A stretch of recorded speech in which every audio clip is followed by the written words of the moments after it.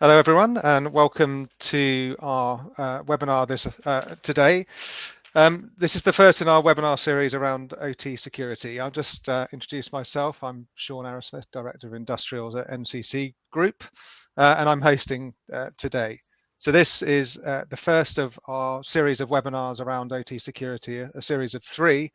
That is really to look at everything along the journey of IT-OT convergence and modernization in industrial networks, starting with the kind of baselining and readiness, which we'll cover today, and talking about what to prepare and how to get that started, and then moving into IT and OT and safety convergence and operationalizing some of those controls that you deploy within industrial assets, and then finally moving into that kind of optimization phase as you go on your transformation journey to deploying OT security within your environments.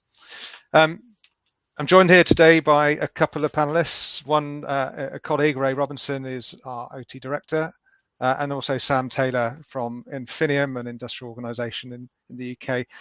Ray, do you want to give a quick introduction of yourself to the audience, please? Hi, yeah, as Sean just mentioned, I'm Global OT Director within NCC.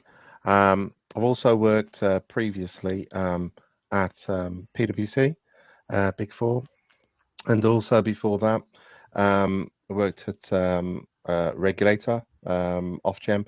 I've also worked at a few sort of worked with a few global regulators.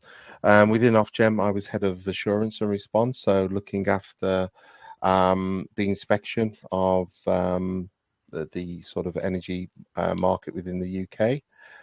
Before that, worked at various other companies, National Grid, looking after testing across the UK and North America.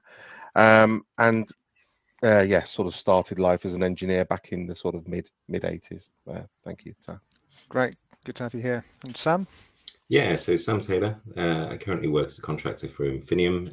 Enfinium you may not have heard of, but they are a waste to energy organization. So they take household waste that is not recyclable and then they burn it to create electricity. The other thing that they're working on at the moment is to do carbon capture at the end of it. So to kind of do that full cycle within the industry. Very forward thinking, very, very innovative, but a lot to do because obviously we want to make sure that things are secure whilst you're building up the organization.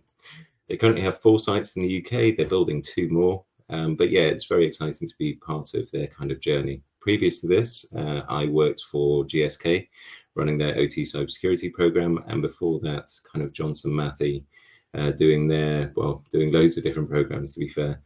Which included operational technology as well as things like shadow IT. I think everywhere that I've gone, I've done a little bit of GDPR because my sins, I did GDPR at 2 organizations. So therefore, they just kind of bolt it on wherever you go. Can you just fix that a little bit as well? So I did that for John Lewis and Waitrose as well as for an organization called Coty. Fantastic. Thanks for joining today. I'd be remiss not just to give a quick overview of NCC Group and kind of the work we're doing in industrial markets. So we're a global cybersecurity pure play consulting and services business, and we employ 2,500 people worldwide.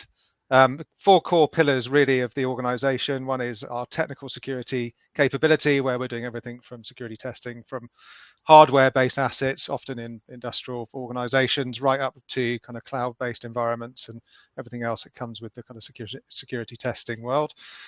We also provide advice and guidance around the regulatory environment with things like NIS2 that's relevant to this, the Cyber Resilience Act, and we'll get onto some of that regulation later. We have a managed service division where we're monitoring networks 24 hours a day, 7 days a week, 365 days a year on a global basis, and that includes going into some operational technology organizations to environments to monitor those environments as well.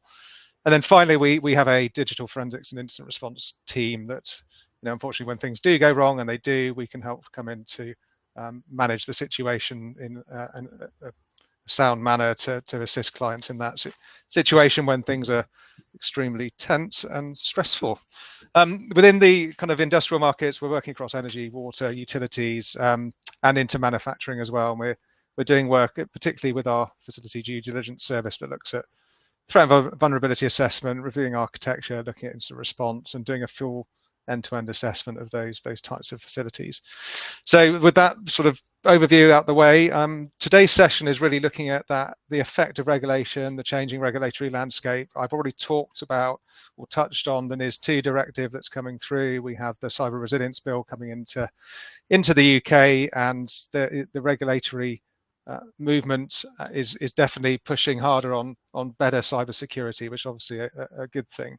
But we're going to talk today about baselining around preparing for OT security and going into industrial environments where there's a lot of operational technology, often converging, legacy systems with modern IT systems and the threats that might introduce, but also the part that culture plays in preparing for that change within those environments, which is obviously a really important point. So before we get into the questions, just a couple of housekeeping points. We do have a question channel that you can drop questions to during the session. Please, I do encourage you to put questions into that channel for our panelists today. And also we're going to be running some polls, so keep an eye out for those. They'll be posted as we go through the session today to ask a few questions of the audience to really get a bit of insight into how people are tackling this challenge at the moment. So just going to start with, well, the first question I wanted to start with is going to go to Sam, I think. And do you think regulation, Sam, is enough to drive safety and security in industrial environments, or what else do we need to be considering, and your experience in enfinium and previously? Yeah, so I think regulation is really, really important because it sets that level playing field across every organization that you need to adhere to. The other thing is it also allows you to kind of collaborate slightly better, because I think it's one thing, and I hope that this never becomes like a competitive advantage to have better cybersecurity than your competitor.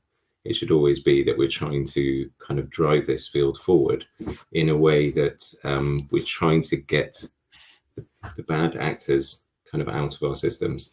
The other thing is it's not just the kind of regulatory landscape that's kind of improving. So you mentioned before, we've got kind of NIS2 in Europe, you've got the Cyber Resiliency Act, you've got kind of the Cyber Resiliency Bill in the UK. It's just there's so much stuff that's coming out at the moment. But the other thing is you as a sector can all of a sudden kind of fit within one of those kind of regulations. So you take, for example, data centers back in the summer, all of a sudden they were part of and had to now comply to NIST. Now, just because all of a sudden you become critical national infrastructure, you need to be aware of that, because it happens so quickly. And if you're not keeping your kind of finger on the pulse, and a lot of the kind of overall regulations use similar kind of requirements and controls as compared to NIST, with a T rather than without the T, because we love a good acronym within the IT and cybersecurity world, and if we can make it really complex and remove a letter, it sounds similar. It's the best. So I think it's going to become even more kind of defined by various different governments to make sure that we are protected and that we do put the right controls in place. Because at the end of the day, if you don't have those controls, the likelihood is that you will have an incident, and if that incident is fundamental to the overall running of the country, that's quite a critical kind of thing to be in charge of. And then the other thing is safety. I mean, you touched upon it there within the question. Safety is the most paramount thing. So threat to life or people is the one consideration that you have at the back of your mind or forefront of your mind for everything that you do. Because compared to an IT environment, the best way that I heard OT described once is OT is just IT but with physics. And it's true. And all of a sudden, as soon as you add physics, it becomes a lot more kind of integral that you have that safety conscious mindset. Yeah, thanks, Sam. And Ray, any thoughts from you in terms of how we can, is regulation enough to drive that kind of safety culture and the change that's required in these types of environments to avoid incidents with physics that Sam's already touched on that could cause something quite serious? Yeah, not on its own, but to Sam's point, it actually is a good driver in changing behavior within the industry. One of the key points with regulation is looking at what you're trying to achieve with the regulation as well? Is it more competition? Is it more resilience? And obviously, in this case, it's more security. Most of the regulations that we look at as well, for instance, NIS, it is about security in the widest sense rather than just cybersecurity. For NIS, even though it points to network and information systems, the real key point that it looks at is the risks to those network and information systems, and those risks can be quite broad as well. So one of the key things in what should be considered is who you're reaching out to within an organization to ensure that that regulation actually drives the right behaviors. It shouldn't be just to the security team, the IT team. It should also be to board members as well, so that they understand what is trying to be achieved as well. And it's also looking at like I said, the wider risks, the wider sort of risks to the operational technology. And I'll give a very quick example. A couple of weeks ago, I was at a sort of a client site. We were doing an assessment where we were looking at the overall risks to that particular site. We were talking about what particular intrusion detection systems was probably the best. And we came out with that. In this particular instance, it was actually a couple of cats that were actually on site, and it's going to sound a bit weird when I'm saying this, because probably some of the vendors were leaning in then, wanting to hear their name. But I'll give an example why. In this particular instance, it was quite an explosive site, and there were certain areas within the facility that generated heat, and they had a lot of rats that were congregating around these particular areas where heat was. And whatever's in the way, whether it's cables or whatever, they'll just chew through them. And so in that particular instance, they were getting issues with that. They were getting issues with those rodents actually breaking line of sights for sensors. So things like sprinkling systems wouldn't work. Engineers had to then come onto site and do that sort of thing as well. So like I said, it's moving to having a wider view of what risk is, even beyond cyber, and also having a wider inclusion of the stakeholders within the company, not just the security team, not just the IT team, but also operations management, safety, and also C-suite as well, getting involved for regulations to actually work. Yeah. Can I build a little bit on that as well? Yeah. I think the one thing with risk, and I found this across most organizations, is within cybersecurity, and I suppose to a certain extent within IT, we make things slightly over complex. So we kind of go, we've got these 800 controls that we're going to put in place, and therefore we're going to reduce the risk by Y, and you get to choose which ones you want to do. You can accept some of the risks against this. And if you do that to a C-suite, they just kind of look at you and go, I just don't get it. You want X amount to do Y, and the regulation says you've got these 800 controls, and you've got to do it across all these different verticals as well. I don't really understand, where do I get my bang for my buck, really? And it's really trying to simplify it for them to say there's certain elements that you need to do, like fundamentals. Like if you can't see your assets, then how are you going to protect them? And I like to saying that somebody had when I worked at Sainsbury's is, if you can't measure it, you can't manage it. And it's so true. If you don't have that visibility, but it's all about them trying to explain, this is the risk that we're trying to mitigate. These are the options that we've got to mitigate it, because you can spend lots of money, or you can spend a medium amount, or you can spend the small amount, but you're going to have to accept some risk with making those decisions. And that's always been, like, for me, the most interesting part, because all of a sudden you're not a cybersecurity expert, you become a risk kind of relayer, or at least being able to articulate it in such a way that people can understand it and that they want to buy into it. Because that's the other thing. If they don't buy into it, you have got a real struggle, even with regulations, that if the organization itself doesn't want to do it, then you'll be in trouble. Yeah, I think that simplicity and clarity of message is super important at board level in particular, but also when you're trying to win the hearts and minds of people within the facilities themselves. And often, when we're delivering these services, and Ray will be able to speak to this, I think, is we are dealing with safety people, operational people, we're dealing with engineering teams, we're dealing with facility management individuals. There's quite a wide range of different people that we're dealing with, and they've been working and operating a facility for a long time, and it's been working. And then people from supposedly cyber come along and start telling them to do other things. They don't necessarily embrace that change. So, Ray, how do you get around that? How do you get across those different groups within an organization to make sure that you can kind of bring that common language and resonate across the different groups? Yeah, well, the first thing is not introduce a lot of acronyms when you're talking Yeah. with the client. That's the first thing, XDR, MDR, the various things. It's one of the key things that most of the operational technologies clients we work with deem the most important is safety.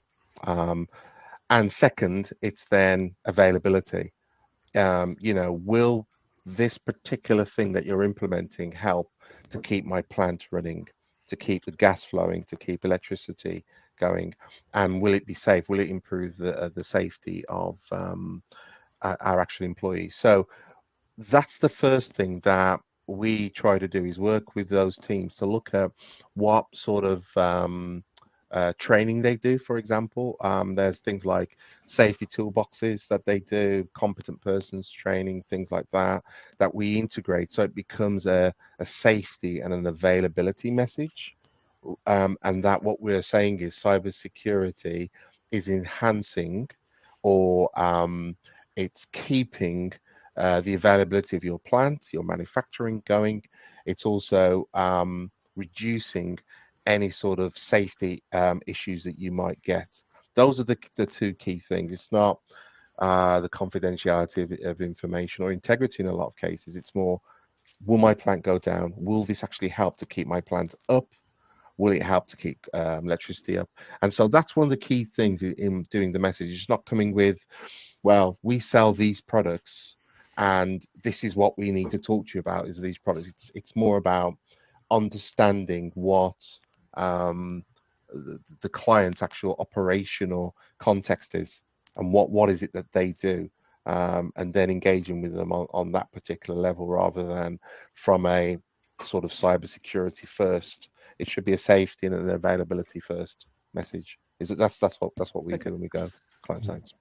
Yeah, that makes sense. And just bringing up the first poll where we are asking the question, assuming that safety is the number one concern, the one that's come up at the top is organizational resilience, which, to your point, that availability piece where you've got the old traditional CIA confidential integrity and availability triad in IT and information security, whereas in industrials you're looking at safety, availability, and confidentiality is often at the bottom. So yeah, that makes absolute sense, Ray. And there's obviously some agreement within the results of the poll there. Sam, how have you tackled that challenge within some of the environments that you've gone into, where you're introducing this new world to people that perhaps haven't been exposed to it before? Yeah, so I think training and awareness is so key, and it's very interesting, isn't it? How we send all of our organizations go on IT cybersecurity training, phishing, etc., whereas we don't put that many people through kind of operational technology cybersecurity training. And in actual fact, that would benefit kind of most of the organization that is involved with that. Like, you obviously don't need to send somebody that is never going to touch it, but that needs to be broadened in the first thing. But the one thing that I find really fascinating is although we think that integrity isn't that important in the operational side of things, if you look at the pathology lab hack back in the summer, if you think about what they could have done rather than what they did do, which was take all the data and just publish it on the dark web, they could have changed people's blood types. They could have changed, and that would have been like, obviously that would have been seen as an act of war. But like it is still kind of worrying that we still have those elements that we want to control and want to make sure that they're there. But it's that awareness piece. And the one thing that I found really, really beneficial near the start of any kind of program, and to build the relationships, is to go out to the sites and just to do that initial kind of like, it's not quite an audit, because you don't want to go too specific with, your 800 questions. Initially, you want to get a feel for whether the site kind of understands what their overall risks are and what the worst thing that could happen is. Because if you get that into their mind, because all you do is you just play out a scenario. You say to them, you know, if somebody was to get into your safety systems, what is the worst that could happen? Oh, well, they could overwrite, you know, all of the safety parameters. They could stop the alarms. We wouldn't get notified, and in actual fact, the site would blow up. Now, during that time, everybody's toes are curling up. That hasn't happened. This is a fictional scenario, just so we're clear. Okay. But the thing is you have to talk those things through, because once you know that kind of worst case scenario, then the site starts to realize how important that security measure then is, and how important that control is. The other thing is a lot of these security tools are not just security tools. They can be used for things like efficiency, etc. So in actual fact, you can start to see that this system is talking to this system, and it shouldn't be. And in actual fact, you kind of go, well, why is that the case? So you start to build up. And as part of some of the deployments that we've done more recently, we've been looking at some of those elements as well. So we're hard selling. Yeah. You've got some cybersecurity controls, but you're also going to get these other things. You're going to be able to have shared services, so all sorts of different tools that will help you with, you know, your job going forward. But it's never easy. It's the whole thing of hearts and minds. You have to be kind of a big change agent to be able to do all of this stuff. Yeah, and just to come back just very quickly on that one as well. Yeah, so to Sam's point about training, it's also for the sort of cybersecurity professionals to get that training as well from an engineering context. There's been quite a lot of times where we've had people go to site who are not really used to that sort of engineering context, and they'll see things like, oh, there's a password and username on the board, right? We need to get multi-factor authentication straight away. Let's do that. And because they don't understand the context sometimes, that this engineer might be actually managing 20 sites, and when there's an emergency and they've got to literally drive to a site, get in and actually fix a particular alarm, they're not going to be worrying about multi-factor authentication. We need to bring this site back up. We need to get the electricity going. And so when it's thinking about a solution that could make it more secure, it's having the context of how can I make it more secure, but also frictionless for these particular engineers, because you can run into, and I've seen this a few times, where you get union issues. For example, if you're going to implement a solution that's actually going to slow an engineer down, it becomes an issue in how much work they can actually do, especially within an emergency. And so one thing that we always recommend within NCC, for example, is they get training in different disciplines as well, not just in sort of, your traditional CISP, various cyber sort of training, but also functional safety, health and safety, engineering principles, so that when they're going to site, they're understanding the context before they give advice as well for that particular client. Yeah. So.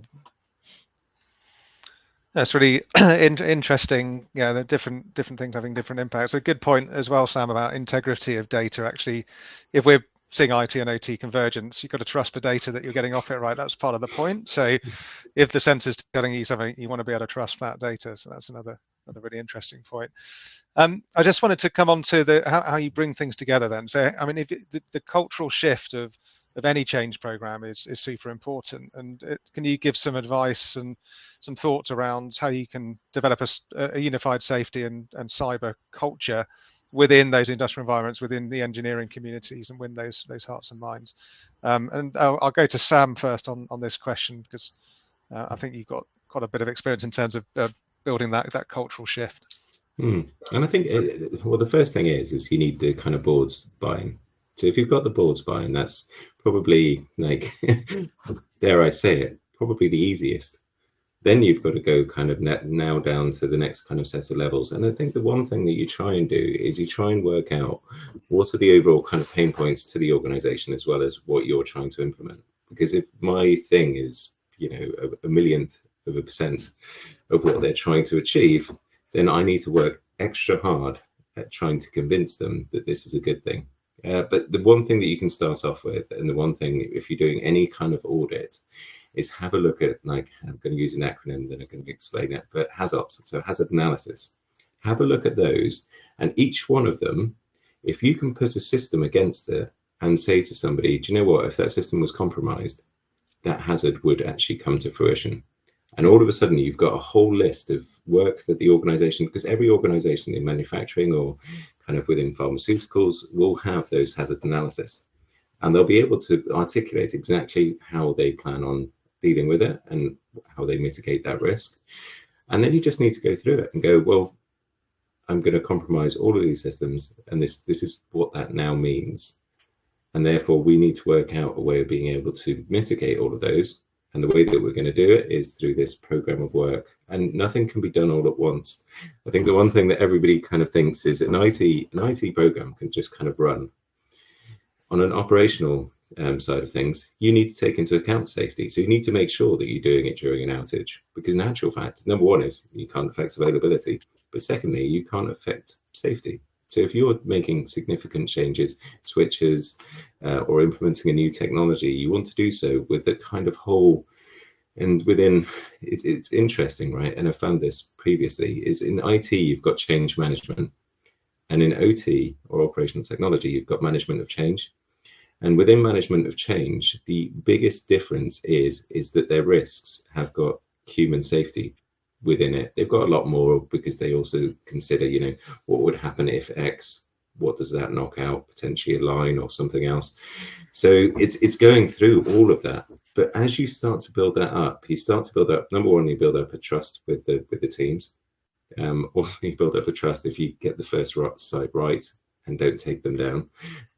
So obviously, I don't sleep for any kind of site deployment, because you just worry, because anything can happen. But you put in so much work and effort that you know that you've thought about, if X, then Y. We can always roll back. We can always do this. We can always do that. But it's always, I don't know, it's probably my personality more than anything else, because you plan and you plan and you plan. And the more you plan, the more kind of comfortable the site gets with the fact that you've actually thought this through. And it's not just the kind of just doing it off a whim and hoping for the best, because you work hard at these things. So yeah, and that then kind of starts to build it. But training awareness. I do kind of Canva posters for both IT and operational technology, where I send them out so that they get those updates of kind of what's happening. And then I give them some stats occasionally, just to kind of bring it back to life and go, yeah, you know, this is what's going on in the world.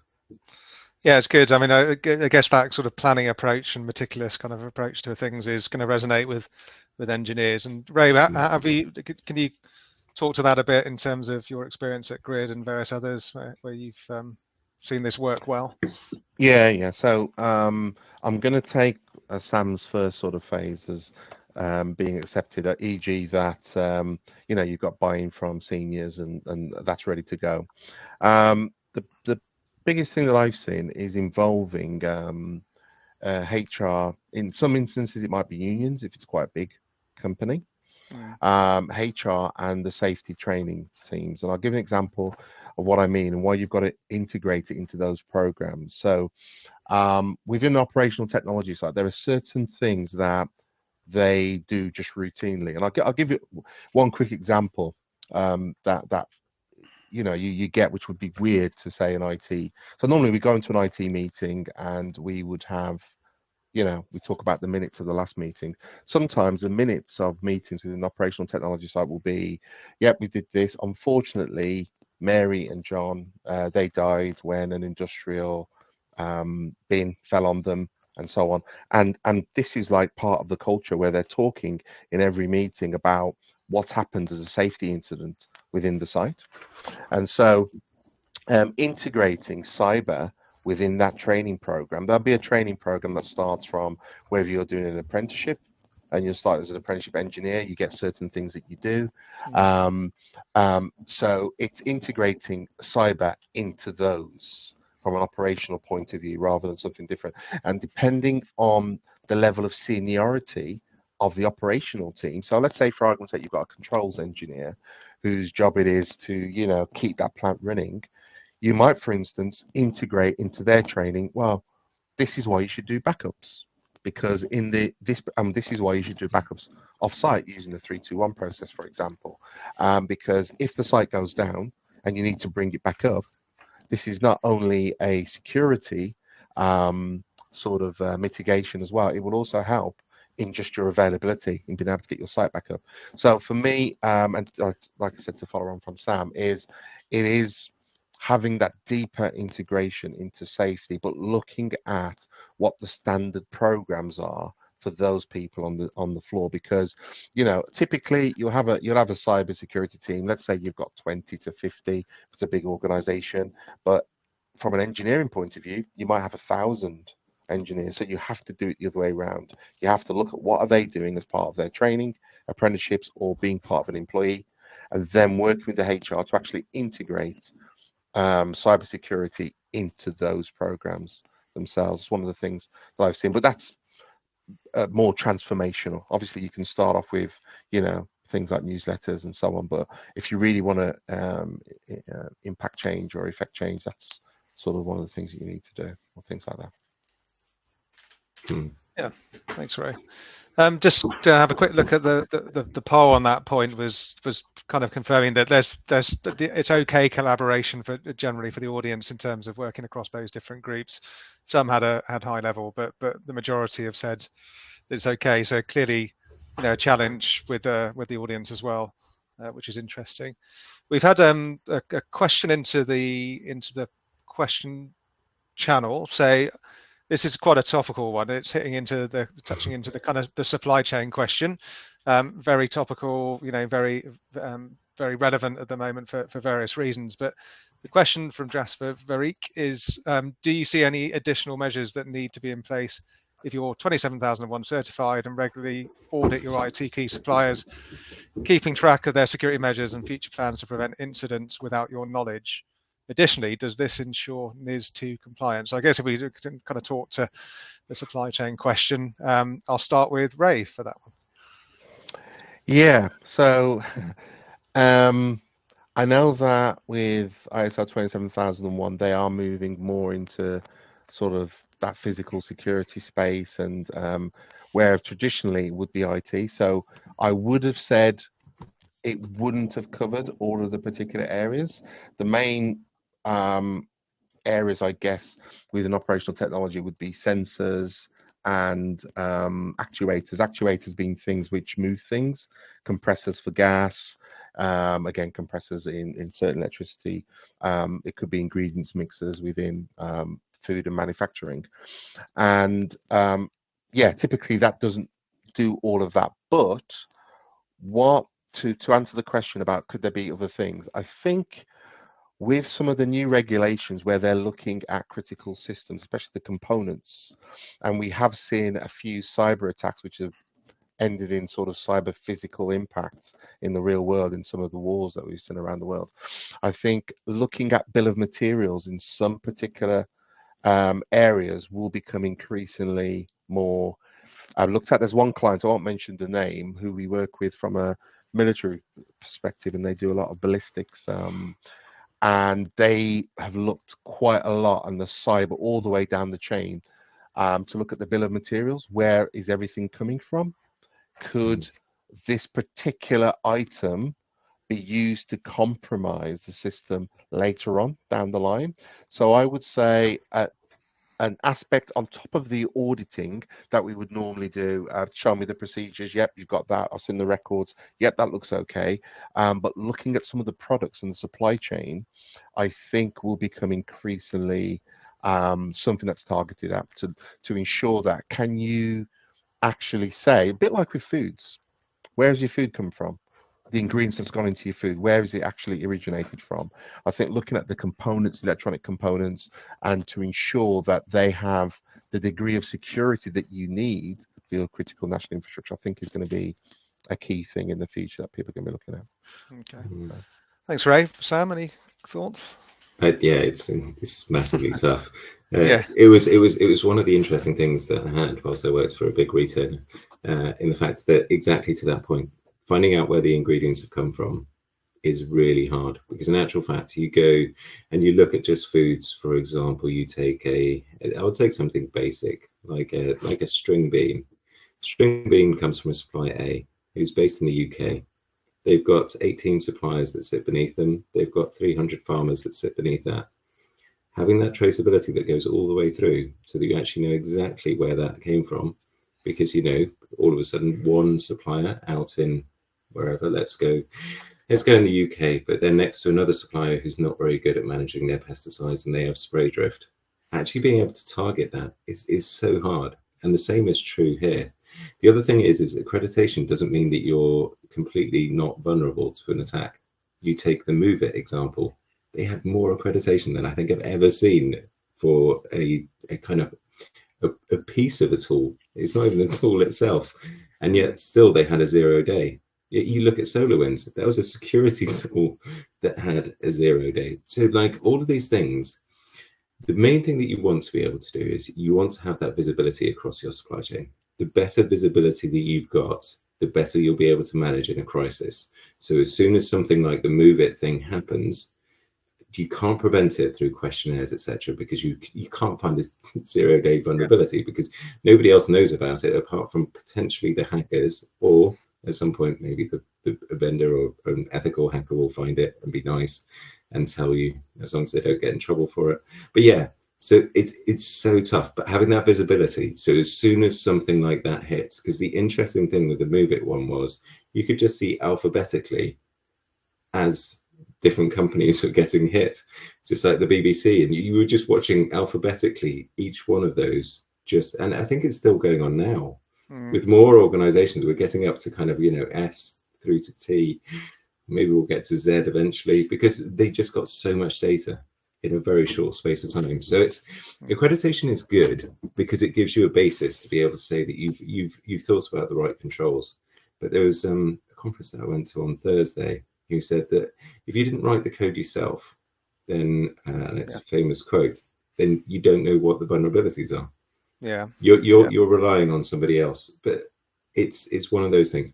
Visibility is the most important thing across the supply chain, and then the controls. At least you're doing the right thing, and you can then say, if it's personal data in particular, you can go back to the likes of the ICO and say, do you know what, we like this is a kind of black swan event. This wasn't something that we hadn't thought about or tried to do the right thing for. So yeah, it's a really tough one though. Yeah, it's almost the unsolvable problem in security, isn't it, the supply chain? Because you're never going to have full control on it, and you can do your best to get visibility and obviously to manage that as a risk. And again, it comes down to kind of the risk side of it. I wonder what your thoughts are, going full circle back to the beginning of the kind of session on the regulatory movement, in terms of you've got NIS in terms of the kind of operator community having to improve security, and then in the supply chain you've got Cyber Resilience Act, so you're kind of driving that better product security. Do you think that's going to make a big difference in terms of the approach from both the supply and the buy side? Interesting to know your views on that. I'm going to ask Ray, because obviously your NIS experience at Ofgem and the first rollout of that directive would be interesting. I think it's what you said before. It's like you're continually maturing, and as you'll know, most of the regulators are progressing their maturity with the industry, because there's a certain amount of pace that you can inject into companies.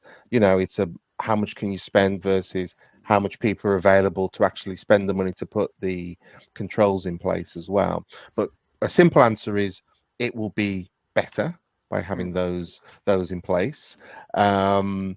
It again, won't solve everything. I mean, we've got new technologies coming in. We've got like zero trust and things where it's like, right, we know we're not even lots of tests now where people don't even test the boundary anymore.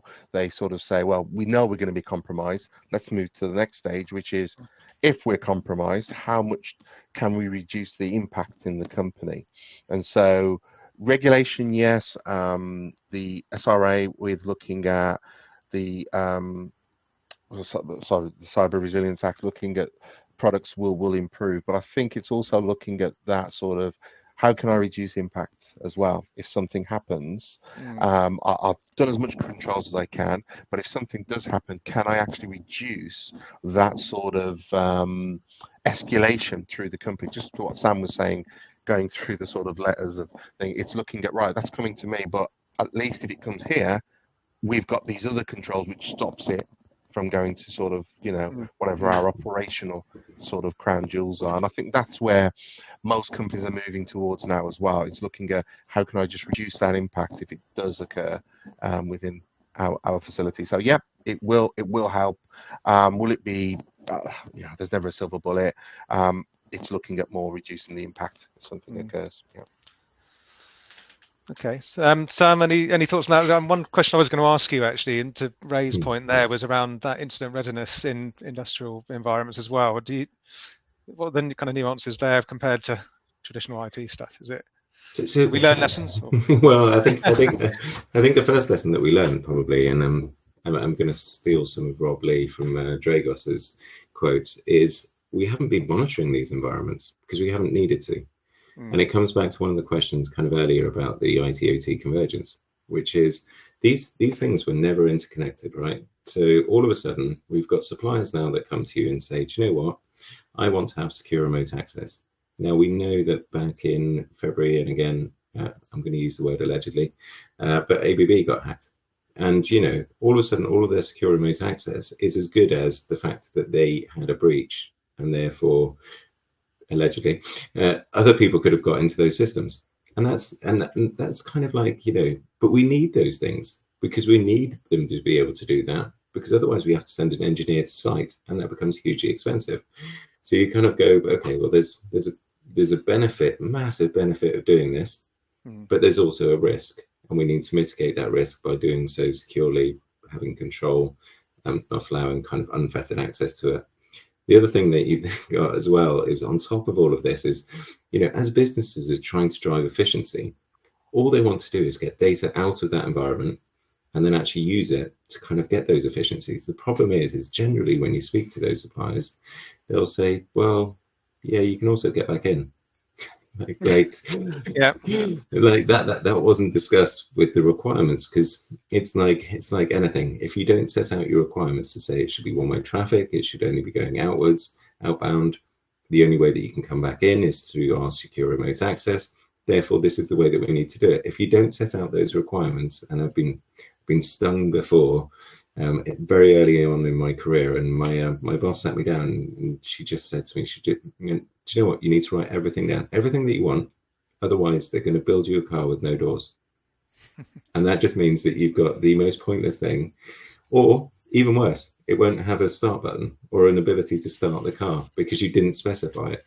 So it's really, really critical to kind of go through all of those things and ensuring that you've got them all in place.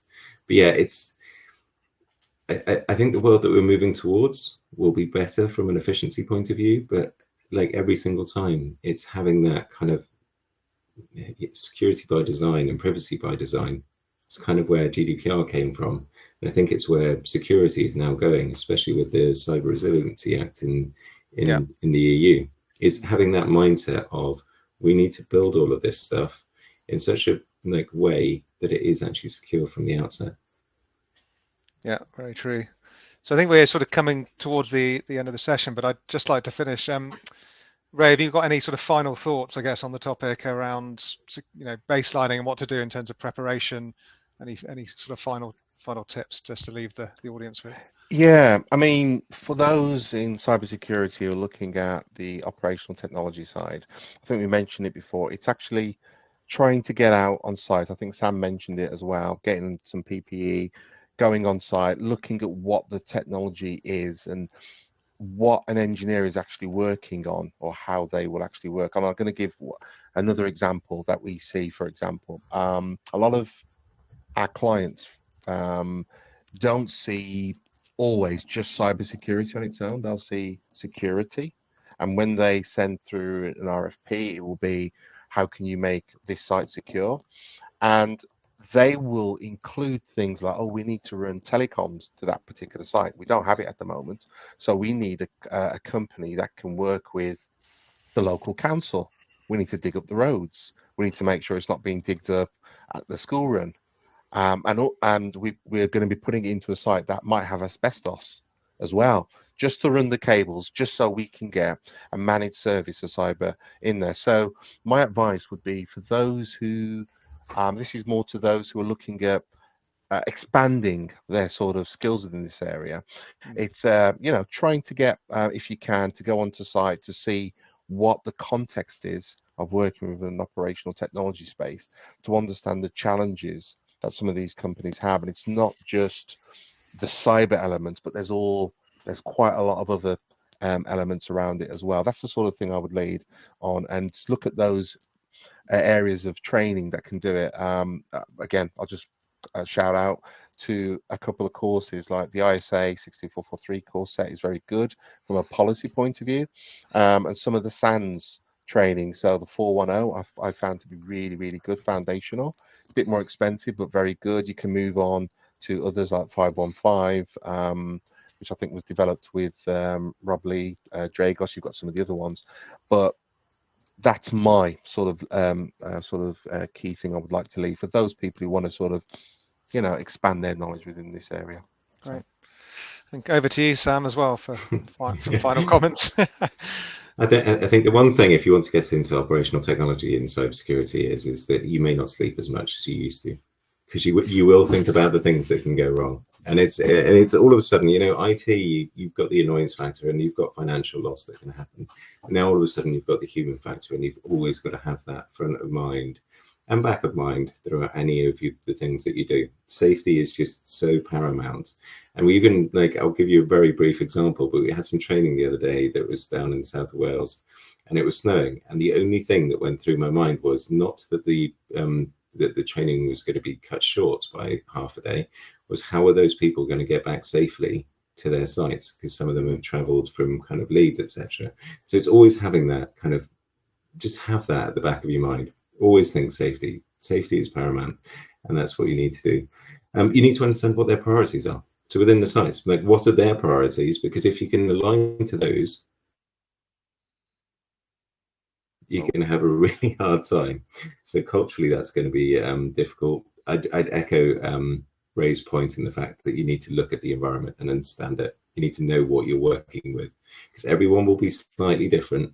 And I've even found that within the same organizations that are running the same kind of processes, everyone is slightly different. So you just need to understand those. Keep it simple. I think that's one of the top things that we've got there. So keep the risks simple. Keep them simple for the sites. You can ask all of the questions and build up your kind of background of how you got there. So, I've had internal audit me multiple times across multiple organizations. And once you've got that proof, that's great. But you don't need to present it back to them, because they don't need to know that it's X and Y, and they just need to have that full picture of how you're protecting them. And then it's training, to Ray's point. Just training is one of the best things that you can do to just a group of individuals. Not only does their kind of overall potential net worth go up, and that's the one thing that they need to bear in mind. There's an awful lot, or there's a big shortage of OT cyber people in the world. But secondly, like somebody once said, it's better to train somebody and that they leave than it is to not train them and they stay. And I think that's so critical. Like, build somebody up to be so kind of the ability for them to move on and go into something better, either within the organization, perfect, or outside of the organization, just means that you've just kind of made that person into a more rounded individual that will go further and will hopefully keep that safety in mind. But yeah, no, if you ever want to talk to me at 3 o'clock in the morning, I often have my my analog moments where I get my little notebook and I write down my key fears, and then I mitigate those risks and never write them down digitally. Careful what you wish for, Sam. Yeah, oh no, I'm part of a WhatsApp group, which is a cybersecurity WhatsApp group, and it goes on 24/7. I'm sure. Occasionally, I have to switch off and think, do you know what? Just maybe speak to your children. Okay, well, thanks very much, Ray, Sam. It's been a really enjoyable session. As I said, this is the first of a series of 3, and we'll do more in the future. But there's quite a lot of guidance that we can share. If you look at the slide now, there's some QR codes, but you will receive links, and you can download from the apps for handouts. There's stuff from Ofgem as well as from NCC and various others there. Some useful guidance and information to go and download. So please do go and do that. But for today, we'll wrap up there. And thanks very much to you both for joining. It's been a great session, and look forward to the next session in January on the 16th for everybody that wants to join the series. So thanks again, and goodbye. Thanks. Thank you. Thank you.